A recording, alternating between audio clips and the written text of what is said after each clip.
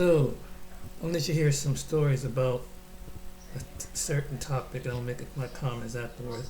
It's called the Ouija board horror stories. I can't show you video because probably got a copyright strike for some reason on my one video. So I'm gonna let you listen to it. It's from Swamp Dweller.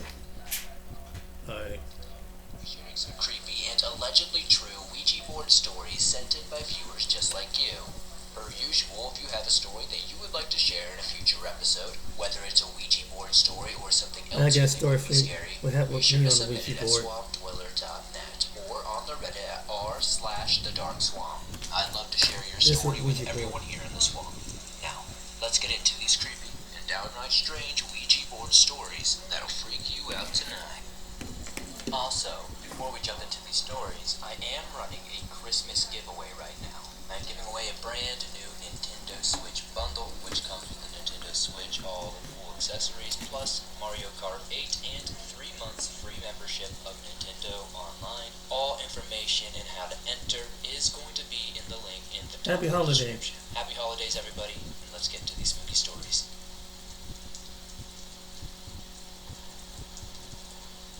My Ouija Mistake by Louis M.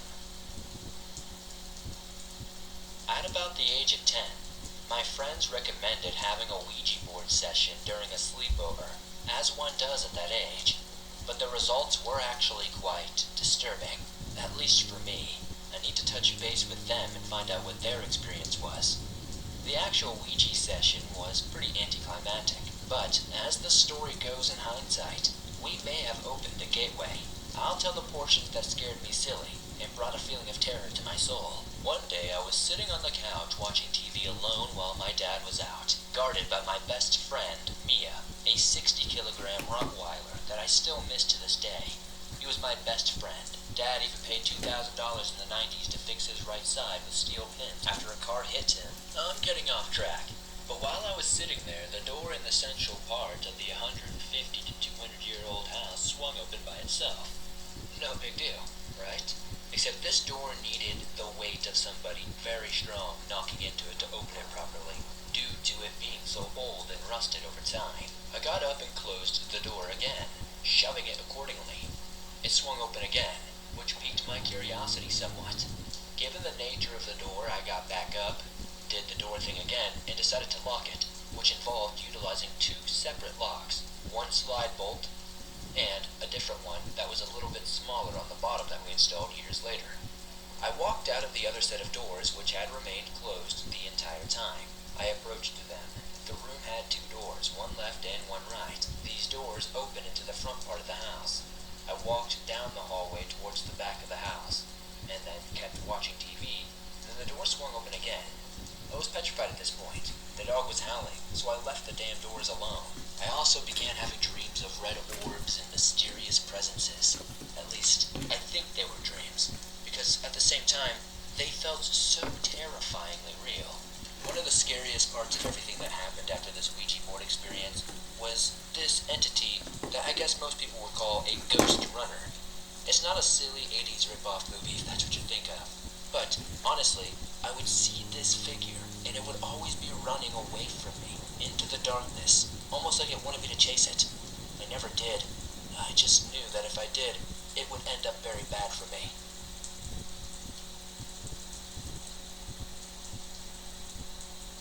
Ouija boards are not a game. By Trinity R. Hi Swamp Dweller and listeners. If my story makes it to your page, I would be very grateful. I'm not exactly sure where to start.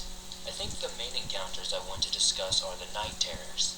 I apologize if anything is rambled or jumbled. I'm not sure if I have an attachment from messing with Ouija boards so much or something else.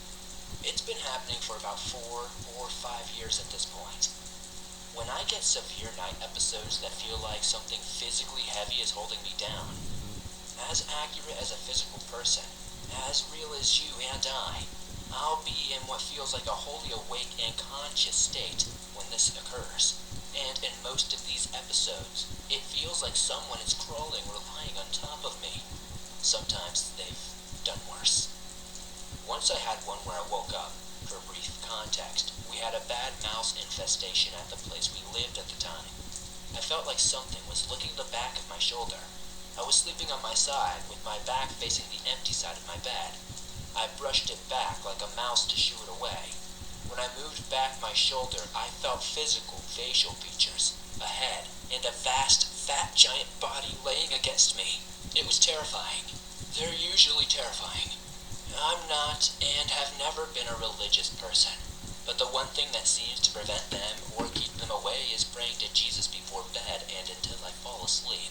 That part weirds me out. I guess I'm writing this to you now to see if anyone has ever had a similar experience. I don't know how to determine what to call these episodes. Everything I read about night terrors says people never remember them in detail for more than a day afterward. And it doesn't really match sleep paralysis because I can usually move, scream, and pray when they happen. As I mentioned above, it feels like I'm entirely conscious. Most of the time my eyes are closed, but everything else feels awake. I'm staring at the back of my eyelids when these episodes occur, usually when I'm trying to go to bed or early in the morning between 3 or 4 a.m. This is my first time talking to anyone other than my therapist about these episodes. I used to be very into the paranormal. I had all kinds of experiences. I used to use Ouija boards as a kid and a young teenager, and this was almost a daily occurrence sometimes. I'm not sure if that really has any correlation. I just thought that the Ouija board may have brought on something that attached itself to me. This could all be something else. I'd love to know in the comments. It was the night before Christmas when there on the couch you sat on. I'm gonna tell you similar story to me. When I first got entered, it's just something about the late '80s and '90s that must have been a time period for this kind of activity at that time. And I was hanging around with I probably mentioned on one video, I was hanging around with this person that was so-called a friend back at that time. And when I got first introduced it to it, he pulled it out. And this is back in '89, so I'm thinking like it is some people, I'm like probably 19, 20 at the time, so I didn't think much about it. That's true about how some young people they want to experiment with the supernatural. Man, let me tell you, some of these stories is true. One time, we went over his house, and it was at nighttime, and we went to you had the kitchen, then I guess you had that one room. I don't know, like considered like a guest room or a day room, whatever, right next to the kitchen. We whip out these candles. This is back. I said this had to be about 80, 89, somewhere in there. We whip out these candles. Get on the Ouija board. And all of a sudden, after going around, you can feel the air circulating. When you with somebody, you doing that, and I recommend do not get this board. It's air coming around your hands, and this thing is going really fast, and it moves certain like that, and it's shaped like this. It's an octagon with the lens in the middle, and that lens is tapped into another world where in the spirit world they can really see. It's like a portal that opens up into the spirit world. Well, we did that two or three times, and the one time it was real quiet. At nighttime, the TV was off, no radio was on. All of a sudden, you heard laughing. A group of people just laughing, and it was eerie. And I mean, man, I'm talking. We looked around the room. There was nobody in the room. The TV was off. Next thing you know, it was flash. You see the light start flickering. Then the candle started to flicker, act wildly, and it would give you one of these names, these normal names, and so you hear the laughing, and it's just a lot of demonic activity. What some of these people is telling you is the truth. One time I bought one for myself, and I'll probably mention this in the video. And it's dangerous you mess with another person, but it's really dangerous when you do one by yourself. I did one time by myself,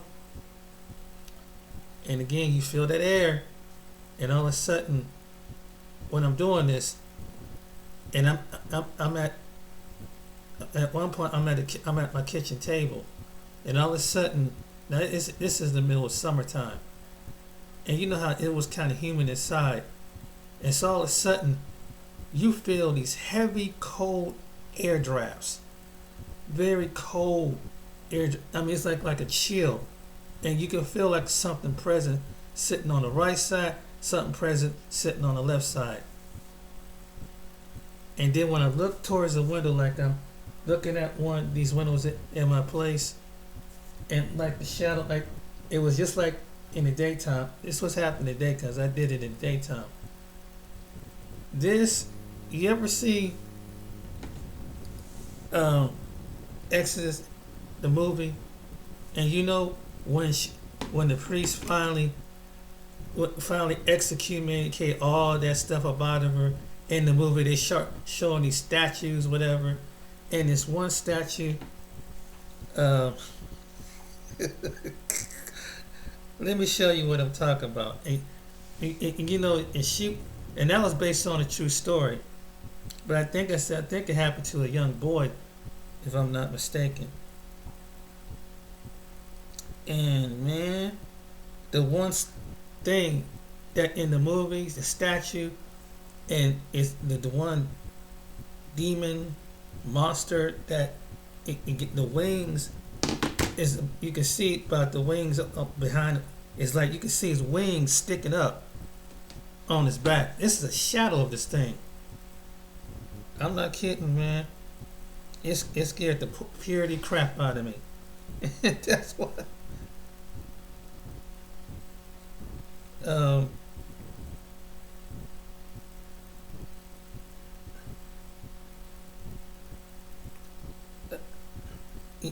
It was really crazy.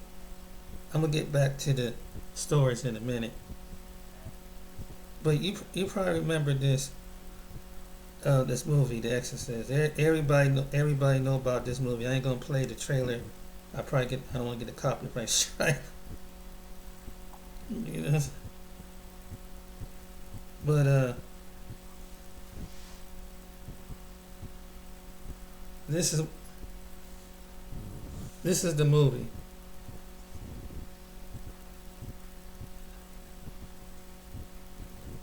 And you see this thing in the background? You see where this image right here? You see that image right here? In the window, that thing showed up in the window. It was a shadow of it. No joke. This part. I remember as clear as day. It was standing, and I'm looking at this thing, and it had feet of an animal, like a goat or whatever. And man, that scared the crap out of me. I went the next day. I was trying to go over to a church, and the church, you know, they kind of blew me off. The next day, I was scared to go back in my house. I'm talking about, man, I was scared. I didn't know what to do. And my mom, you know, she worked late at night. So I was glad when she was home, you know. But I had to sleep upstairs. And then when I slept upstairs, it's like I seen a shadow, like somebody was in my room, but it was like a dark shadow. Bruh, that stuff is real, and it's no joke. So I believe people when they said they've had these counters, and it's not, and it's something you do not want to experience. The one time, and I was at I was in Youngstown, Ohio when this happened, and it was at this old house. The house looked old anyway because it looked like an old house was back in, like the house itself, like it was just it's just old, like it was about, at the time, it was 89. So prior to that, it was about 50 years older before the original house. But yeah, it looked at. I swear to you, this thing looked like this. I hope no one don't get no nightmares looking at this, but this what this looked like. So you're a young person, do not mess with the Ouija board, because you might pull something like this thing out of the atmosphere, because that's the gateway to hell. He's probably some kind of demon that's the gateway to hell. And so, in this last time that I messed before that, I messed with it before the one time before the incident with that. I was in my living room, nighttime, had my lights that shut off in my living room, but I'm sitting there, and something started falling between my legs. I got the Ouija board on my legs. I feel something touching between my legs. And so I kind of dozed off, and as I dozed off, I seen in the vision a woman. This woman was scary as hell. This woman had a brown dress. She had what? She was like an albino ghost. She was completely white. Her eye, even up to her eyes, like you can see pupils, her pupils and everything were white. And she had white hair all the way down. I don't know what that was. And she had a brown dress. And I could see it in this vision. I couldn't see her in the natural. But when I looked in this vision, it spooked me. And when she looked back at me, she kind of smiled and she disappeared into the darkness. The next day, after 2 days of this happening, man, I was scared to go back in the house. But when I went back in the house, I stood at my kitchen door into the room where all this activity was happening, and all of a sudden it was a blue aura. And the blue aura, it was angels. They were angels. I can see their aura. I couldn't see them naturally, but you could see the brightness around them, and it was two of them. And so my eyes got this big. My eyes got this big because and then that was another incident. Then the next day I came into the kitchen. I'm sitting there doing dishes. All of a sudden, you know how you have that sense when something looking at you, and you can feel it, but you can't see it, but you can feel someone looking at you. But in that sense, I don't know how, it must have been God that opened up that sense and showed me an angel. Showed me an angel. And so the angel was sitting on, like he was. I had like a step ladder, and he was leaning on it. He was leaning against the step ladder. So he acknowledged that he knew. I sensed him looking at him, and I can clear as day. I can see in that vision. I can see the angel. He had all white. He had all white. His hair, it like something like you see in some churches where the artists describe his hair was perfectly, like, I don't know how it was like in the paintings. It was perfectly lined up, and he looked at me through the vision and just nodded his head. At this point, I'm trying to see if I could catch you with my natural eye. I'm looking at trying to see, but I could. When I turned around, there was nobody there.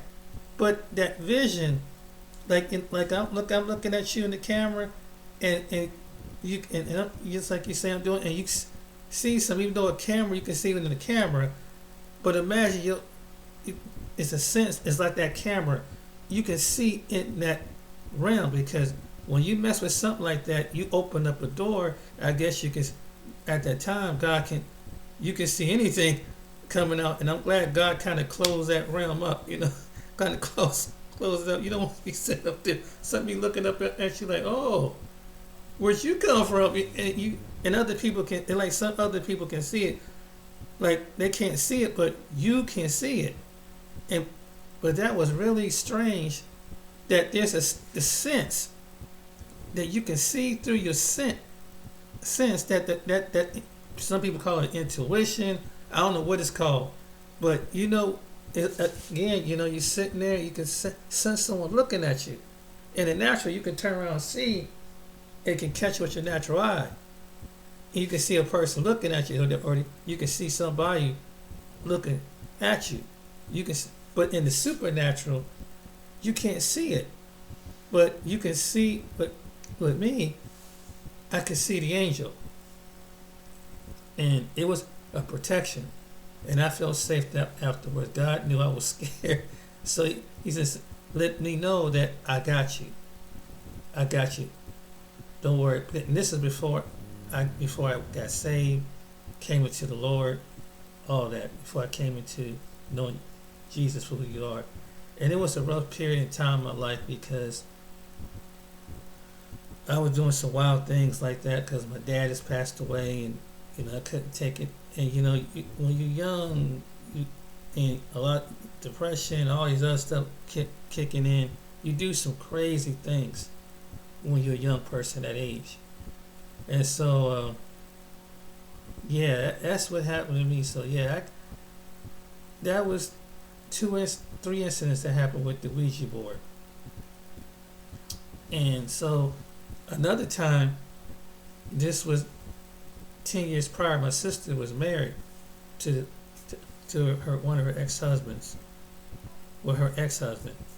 She only married one other time. She's married now, but she married before. So her ex-husband was talking about getting the Ouija board. And when I heard that, I said, no, don't do that. No. He said, I just want to see what it's like. I just want to carry. Man, I said, bro, you don't want to go in that direction. Trust me. And then I told him the stories I'm telling you. I said, you'll tap into something. And that's basically the devil's hand tool to the gateway to the world. It's a gateway. It's a portal. It really is. Because that's where our activity and strange activity coming from, because you open up something. And that's very true.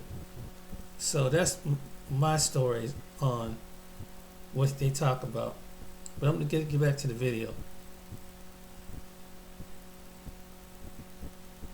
But yeah. Okay. It was the night before Christmas when there on the couch you sat on your tuchus and vanished like a slouch. You watched. So to me, this can all be something else. I'd love to know in the comments.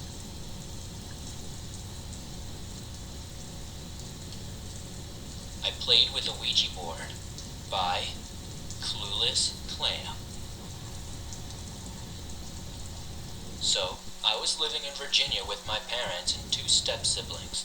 We had recently moved into a newly built townhouse development. Our townhouse had 3 floors in total. The upstairs area is where the bedrooms were located.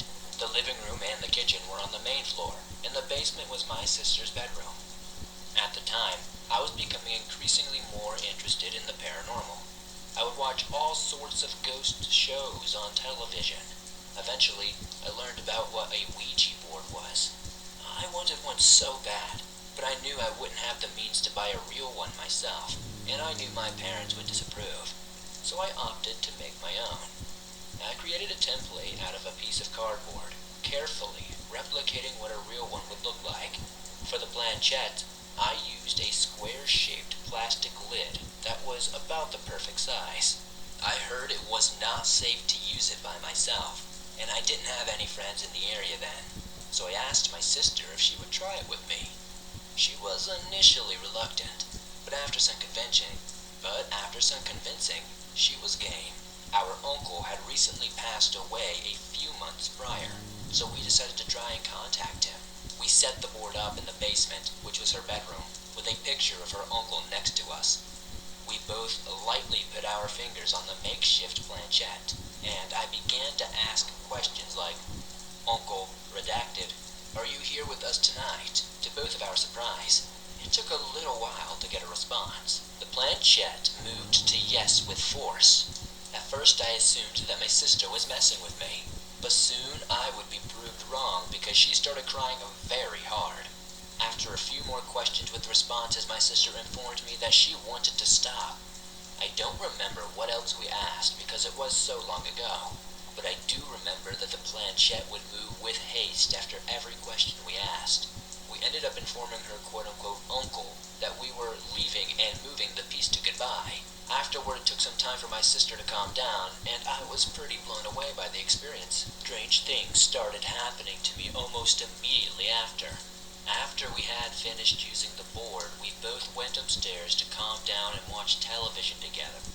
At least 30 minutes later, I began to hear a banging noise coming from the basement. I went downstairs to investigate and found that the planchette had moved from goodbye to no, and a picture on the wall had fallen.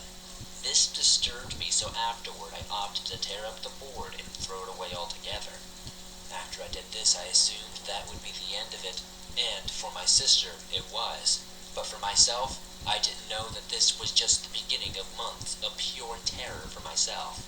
Whatever this thing was attached to me, and my sister didn't have any odd occurrences afterward. Meanwhile, I started noticing strange things happening. It started small at first. I saw our family dogs would suddenly refuse to come into my bedroom. I would pick him up and take him into my room, and he would just try to scratch and leave the room the entire time like he was terrified and would always act just overall strange in here. His ears would stick straight up, his eyes would fixate on a particular corner of my room, and he would whine and bark, and occasionally his head would dart around like he was watching something moving around at an erratic speed. Then I was sitting in my room another day all by myself. I was watching TV and laughing at the show I was watching. My school binders were seated at the foot of my bed, and I was sitting at the head of my bed a reasonable distance away. One of my binders suddenly slides across my bed, hitting me in the arm. This freaked me out, and I informed my parents, but they told me I must have been imagining things. Weird things like this kept happening, but eventually they would escalate to be a bit more brutal and forceful. I continued to experience things like this, and they became more and more frequent. I talked to my sister, and she told me nothing odd was happening to her. I was a mess at the time. I did not want to go home and would often try to go to a friend's house after school instead, which most of the time didn't work out. I talked to my parents again, and they thought I was making it up for attention.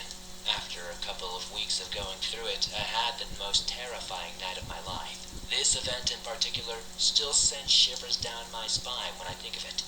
It truly traumatized me, and although I've worked past it and talked about it in therapy, I still try not to think about it for the most part. I've only told a few people about this because it sounds like a lie. This night was the climax of my experiences, if you will. After this happened, the activity completely stopped altogether. One night, I was lying in my bed. It was 2 or 3 in the morning. I couldn't fall asleep for whatever reason, so I was lying there.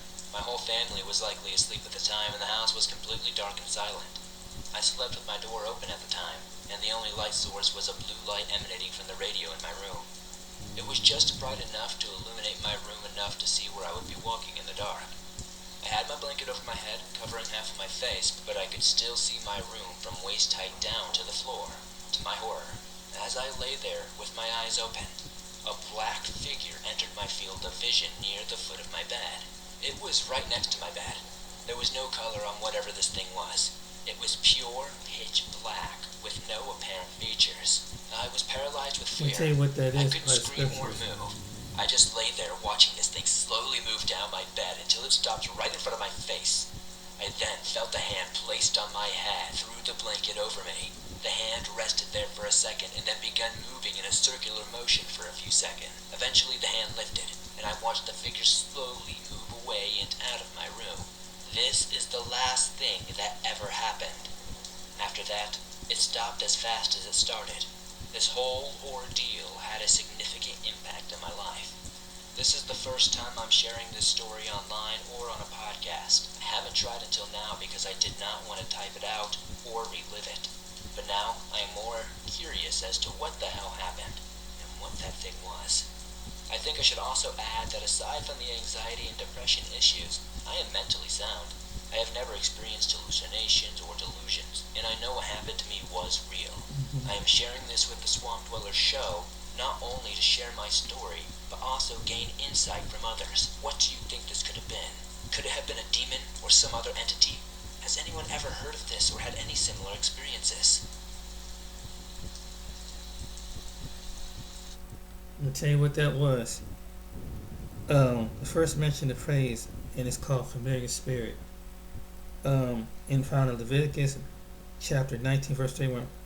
Regard not them that have familiar spirits, neither seek after wizards to defile by them. I am the Lord your God. God's people were not consult with mediums, fortune tellers. Leviticus 20:6 says, note that God's opposition to involvement with people who communicate with evil or familiar spirits, and the soul that turneth after them as have familiar spirits. And after wizards have gone, this is the chapter. This is what he's experienced. Or that I would set even my face against the soul and would cut them off. So this is the reason why you don't want to do that. That you don't want to do that.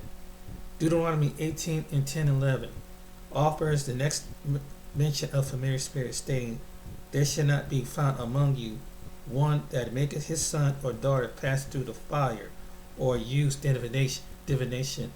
That's divination, an observer of times, an enchanter, or witch, or charmer, or a consulter with familiar spirits, or a wizard, or a necromancer. This all falls into the line. This fall into the line. The term used in connection with the fortune teller practice forbidden from God's people under the law of Moses. 1 Samuel 28 and 3 and 9, we find King Saul remove witches, wizards, and mediums from Israel. And 3 states that Saul had put away those had familiar spirits in the wizards out of the land.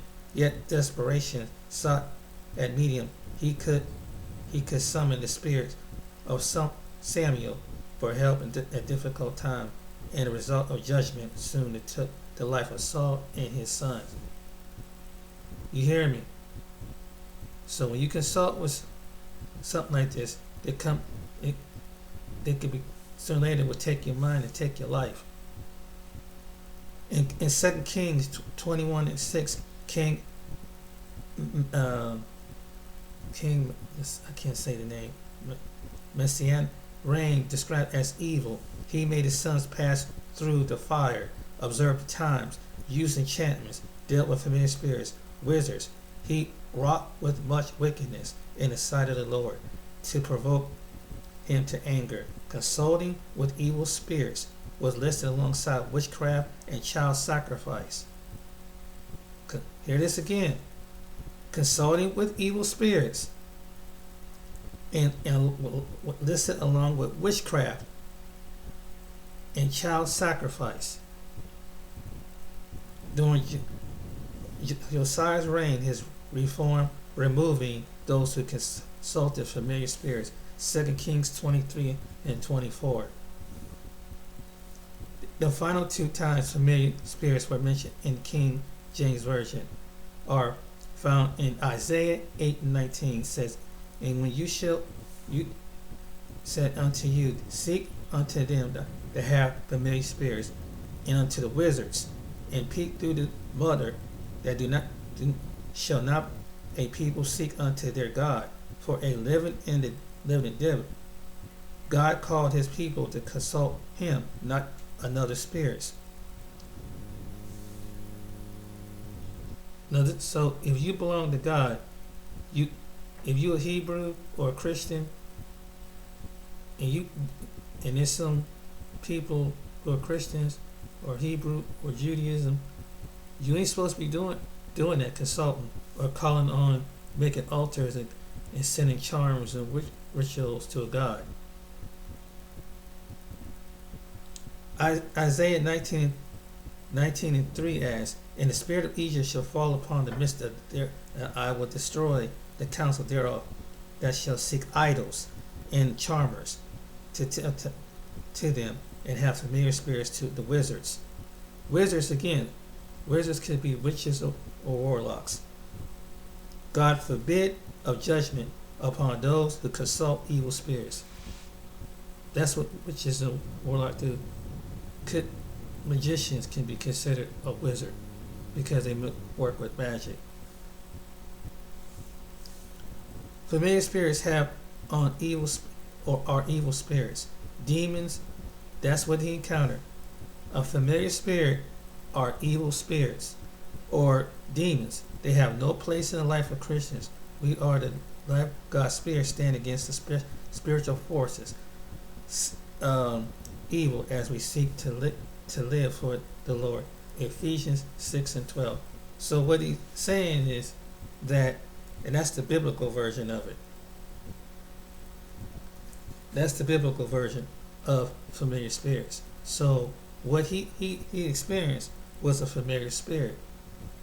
An evil spirit that it drew, and it was probably trying to eventually take his mind. And then it came over that zone, the tap, the touch.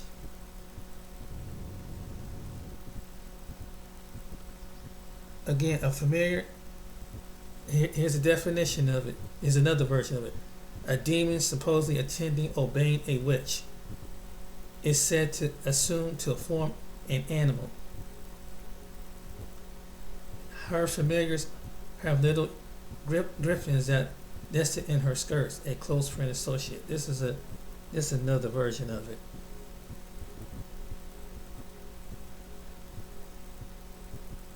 So that's what the Bible said about it. So that's what he was experiencing. That's what I brought up in my house. That's why God, at the time, I didn't understand the Bible like I Dear did. Swamp Woman, I've been listening to your stories for a while, and I finally got the courage to share my own. Mind you, the story at the beginning will be a bit hazy, as it happened to me when I was 5. But as my story goes on, because it continued until I was 22, it will become much clearer. When I was growing up, I lived in a small town in Ohio. To protect my family and friends, their names will be changed. Now, I have an older sister who I will call Lucy. We live in a small trailer outside of a small town, literally in the middle of nowhere. It would take us 20 minutes to get to any major stores. One night, my sister Lucy was inviting her friend, who I will call Jessie, over to spend the night and have a sleepover. At the time, me and my sister had shared a room. Jessie was one of my sister's odd friends. She was gothic and into creepy stuff. Not to say there's anything wrong with that, but I was just kind of off-put by it at the time. So she had brought over a Ouija board. Me being 5 years old, not understanding the significance of it, I thought it was just some kind of board game. Well, later that night, I want to say sometime around midnight, my sister Lucy and her friend Jessie pulled out the Ouija board and told me to go to bed, after putting a ring of salt around my bed and around them, saying it would protect us. Well, being a little kid, I wanted to see what the big kids were doing. They turned off all the lights and lit a couple of candles. Both sat cross-legged on the floor with their hands on the indicator. Now, I'm not really sure what it's called. Then, they started asking questions. Within a few minutes, they started receiving answers. Both did the normal reaction, which was, "Did you move it?" And they kept blaming each other. After a few minutes, they realized that neither one of them were doing it, and there was an outside force moving it. At one point, whatever was doing it asked them to both lay on the floor. I remember this very clearly. Maybe about 5 to 10 seconds after they laid on the floor, I saw a red orb and white orb enter the room. I was so confused, and I had no idea what was going on. Then, as I watched from my bed, I saw the red orb enter my sister, and the white orb enter Jessie. For a few moments, nothing happened. Neither one of them moved. Then it was like all hell broke loose. Dark shadow figures swarmed over me in my bed. I started to scream. My mother heard all the commotion, and when she came in, I was being lifted off the bed by my hair. My sister and her friend were stuck to the floor and could not move. My mother started chanting something. I couldn't for the life of me tell you what it was that she said, but whatever it was, it worked. I felt my bed and my sister and her friend both sat at the same time. My mother looked at them and then looked at me. She saw the Ouija board on the floor and asked my sister and her friend what they had done. When neither one of them would answer, she asked me. I told her what I saw and what had happened. My mother was angry at my sister and her friend. She took the Ouija board away and went outside to burn it. As I would later learn, that is not the thing to do. For 10 years after that, nothing happened. My parents had bought a double wide trailer and put in a basement foundation to make it look like a real home. When building all of this, we had a lot of problems. The biggest problem that I could remember when we were doing the basement foundation, in the back wall of the foundation, it fell in. We chalked it up to nothing but natural occurrences, but it kept happening, and it was a pain in the butt to get it to stay up. I don't even remember what they ended up doing to make sure it didn't happen again. The year I turned 15, my mother had gone to an antique store and bought an antique mirror. She hung it above a 55-gallon aquarium. One day, me, my sister, and my mother were sitting in the dining room. We were all talking about mundane things about our lives. All of a sudden, we heard something running through the house, and then a child's laughter, and then my bedroom door slammed. Me and my mother and my sister both looked at each other in shock and horror. We had no idea what had just happened. Things continued to get worse from there. There was one morning during the summer I had woken up late from staying up all night. My mother had been working a 70-hour work week and had the day off, so she was sleeping in too.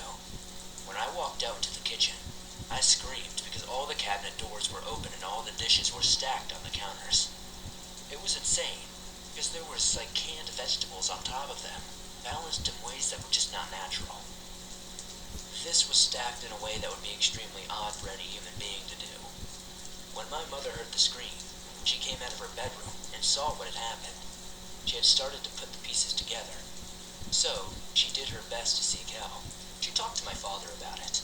My father was a skeptic, and he had never really, witnessed any of these events, so I don't really think he believed in any such thing. This ends up in an argument between the two of them. Eventually, my mother just waited until he was away for work to go to a Wicca priestess to ask for help. The priestess gave her things to bless the house with. She sent me away to one of my friends, and called my sister over, who had moved out a while back, for some help. I do not know the events that occurred that night. I do not know what really went down, but for at least a year, things were okay after that. Until one night, I was in the living room. The way our living room was set up was that she had one large couch, which was set up against the window, next to an end table. On the other end was another end table and a love seat. So it was shaped like an L, with the coffee table in the middle. Next to the other end table, at the end of the large couch, was the TV stand. We also had a fireplace in the living room, which was across from the large couch directly opposite. It was a weekend, and I was working on a project for school. My parents were out grocery shopping, so I sat at the coffee table on the floor, working on my project, while watching TV with my back to the fireplace. I got the strange feeling like something was watching me. I started looking around, and then I looked at the fireplace. I noticed movement in the fireplace. As I kept on looking at the fireplace intently, I noticed a face. But whatever this thing was, had scraggly hair with cat-like eyes that were green and the most demonic smile I could was so entranced by it. I kept on staring at it, and then I decided to draw it. It moved its head back and forth, and finally, it said something to me. It said, "They've been with you many years. I will never leave. Even when you think I'm gone, I'll still be there." At this point, being scared out of my mind, I ran to grab my house phone and called my mother and told her she needed to get home now. When her and my father got home, they asked me what I was doing in their bedroom. They could see me from the window while they were driving up the driveway. I told them I hadn't even left the living room. I was too scared to move. My parents did not believe me because my mother got upset and told me I shouldn't be telling stories. 2 weeks after this event was when things really got bad. My father was away on work again. Me and my mother were sitting in the living room watching TV together. As we were watching TV, we started hearing bangs on our front door. My mother went to check on what it was, and there was no one there. She sat back down and started watching TV with me again. Then we heard footsteps running across the house from my bedroom to their bedroom, and the door slamming. The laughter of a child followed it again. Me and my mother both looked shocked to each other. The cabinet doors in the kitchen all started opening and closing and banging hard like somebody was angry. The mirror above the fish tank started vibrating and banging off the wall. At this moment, me and my mother both stood up and ran for her bedroom. She went to her side table and pulled out sage candles and the Bible. She lit the candles and the sage and started repeating a verse from the Bible. I started to become angry and felt sick all of a sudden. After about 20 minutes of her just repeating the verses, everything stopped. She asked me if I was okay, to which I replied I did not feel very well. She put her hand on my forehead and realized I was burning up. A few hours later, after we cleaned up everything, I felt fine. The fever was gone. Many years later, I had entered a bad relationship. When I was around 22, me and my ex decided to go on a night drive. It had been raining for quite a few days, and we wanted to get out of the house. We were coming down a steep hill, and all of a sudden, something was before us. When I say something, I knew exactly what it was. It was the same scraggly figure I had seen in my fireplace all those years ago. But this time it had a body, and it was about 6 foot tall, and it had long claws for hands. My ex slammed on the brakes to try to avoid it, and we swerved past it. It reached out towards the car, trying to scratch out at us. Our tires blew out, and he started swerving uncontrollably down a hill with a curved bottom with an embankment. We went over the embankment, and we landed on a bush, allowing us to land softly, luckily. My ex had hit his head on the window on the driver's side. I had been wearing my seatbelt, and was not injured too bad. He was unconscious for roughly 5 minutes. Well, I was trying to get out of the car, to get help. We landed on the opposite side, so the only way out of the car was through my door on the passenger side.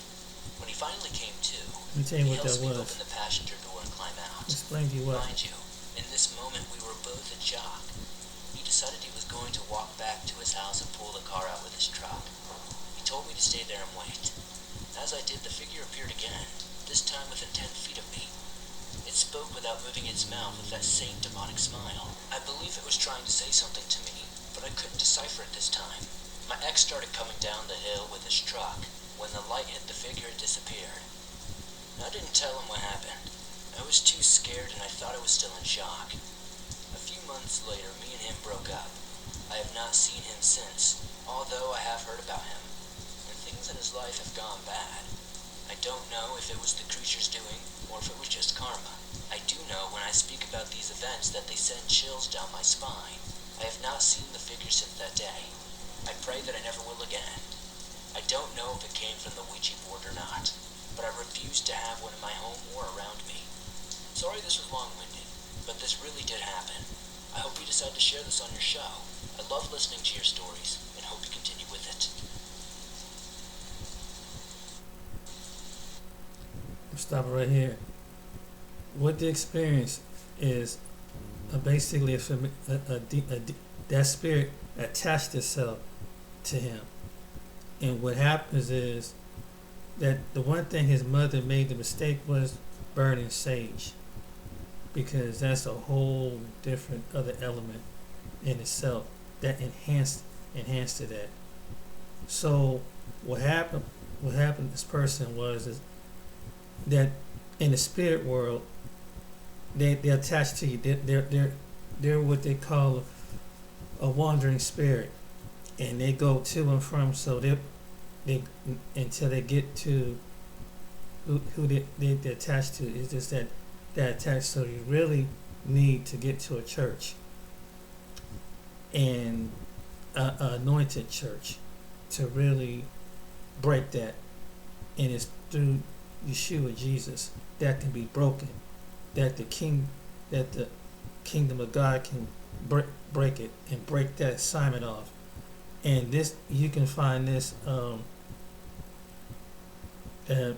believe like a book of Daniel, for example, and everything. And I did a video that in the spirit plane you have you have principalities in the second heavens, and you have spirits on the ground, and there's the spirit, they communicate with each other in the realm. And so this spirit has dropped, it has no place. It will keep falling and falling because they have no dry ground. They go from one body to another body. You ever see the movie Fallen with Denzel Washington?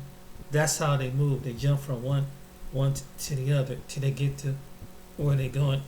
And in the movie, even though it seems like it's a fictional character, but that's true. That's how they jump from one situation to the other situation. And this for prayer. When you go into prayer, that acts, that can act, when you stay in prayer and fasting in prayer, God gives you the anointing to deal with that. I'm just going to say the anointing, that He communicates with you, to let you know that He can deal with something like that. This what prayer, fasting, and worship is. It plays a big part. And so this is where the church, anointed church, come in. Anointed men and women come in, because they have that connection to the Most High through His Son Yeshua, better known as Jesus. Because that's the only way that you can be set free from something like that. Because His kingdom will come down and subdue that creature and take out its assignment. When you give it, that's why some people need to come to Yeshua, better known as Jesus, because there are entities. This is really happening, and I believe these people, and that was the only way that I was able to break. Because there's some things that happen, but not extreme like this person was. But when I gave my life to Christ, that's why I got the deliverance. Because there's a strong man on the inside of you. That's scriptural too. So the strong man don't want to let you go. Then you have a figure on the outside. So when you get deliverance, and when the Most High breaks that covenant with that strong man, which you allow and which you still in agreement with, they're gone. That's it. You cut off. That's why it's important to be a believer. And in these last days, they're increasing. They're manifesting, because we are in the last days. There's new things being manifested in the earth, and they need a active, live body. And if people open up the doors to things like that, they will come in and dwell with you. You entertain. That's just one of the avenues that they do. Music is another way they enter in. And if you have enough of them, you can be bringing in legions of them. And that's why some people, they literally trance. They look deformed, like they don't even look like the same person, because the demonic spirits have took it inside of them. Also, whatever you take in your eye gate, when you entertain a lot of horror movies and stuff, they Hollywood, this is intentionally make these movies, and they consult with people that's in the demonic to make the images in these horror movies. So the images, what you see, is put up on the screen, and the images has, when people take into it in the spirit world, they can go into people's spirit. That's why some people, when they see something, it could be 2 or 3 days later, and you in your sleep, and you see these weird dreams. You see something that you've seen in the movies because of what you entertain. They operate in that realm. And if you don't pray anything and ask him to bless you, it's like they get free reign because they know you don't pray. And you don't have no relationship with Christ. Because they're scared of it. They're scared of them big hideous demons, all these things, and in that world, they're scared of Yeshua. When you give your life to Jesus, they're scared of him. They stop. They gotta stop, and they gotta go back. That's what when you look in the one book of Legions. Now, the man with all the spirits, I don't know what he was. What's the story on that? But there could be legions to the point that they take over, and once they take a body, they speak out. So when Yeshua was speaking, he was speaking to the demons, and so the strong men that represent all these spirits spoke out and that's why I said we are one of many. This is another one. A strong man can come in from off the Ouija board. Witches and warlocks are controlled by demons. A strong man can enter a witch or warlock, a magician. Just whatever they give into, whatever they succumb, they'll give you the power, whatever you ask for. But you see, they're a familiar spirit. And they're the ones doing all the mythical things. They come in. But one thing about anybody who consult with spirits, sooner or later, your soul will be required. And some people mysteriously die. Something like, what happened? This person was dead. We will never know till you find out from the Most High God. This stuff is real, ladies and gentlemen. That's why I made this video. And luckily, I didn't know. A lot of people don't know. And God, He has mercy on that. So after hearing this video, anybody that's doing that, please stop them. Because this could be their life. This could be their soul. In it for eternity. And you don't want whatever you open up the door to, you don't want to spend it with it in eternity, tormenting you. Whatever you release, whether you doing something simple as that, or you could be the highest ranking witch, a highest ranking warlock. When their time is up on earth, they will have to spend what to get power to. That's because they can't go to heaven because they didn't repent. Jesus already know about it in the realm. So it's something to think about. And if somebody's in it, messing with the supernatural in any form or fashion, I don't care if it's magic, denounce it. Because when your time is up and you don't denounce it, you may find out what power was you working with. And then that demon, that spirit, is going to torment you for eternity. And if God said you did not repent, you didn't come before me, it was your choice. I sent many to you. I talked to you. You didn't listen. You got to go. Therefore, you in the eternal realm. Your body's about to be put into the ground. That's when it's too late. It's real. You don't believe me? Get on your hands and knees and find out from the Most High Himself. That's another reason why. It's not about religion. It's about relationship. So my name is James.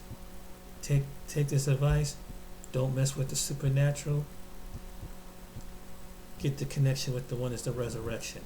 On this holiday, I wish you well and make happy holidays to you. If you're celebrating Christmas, till next time, you guys take it easy and be blessed.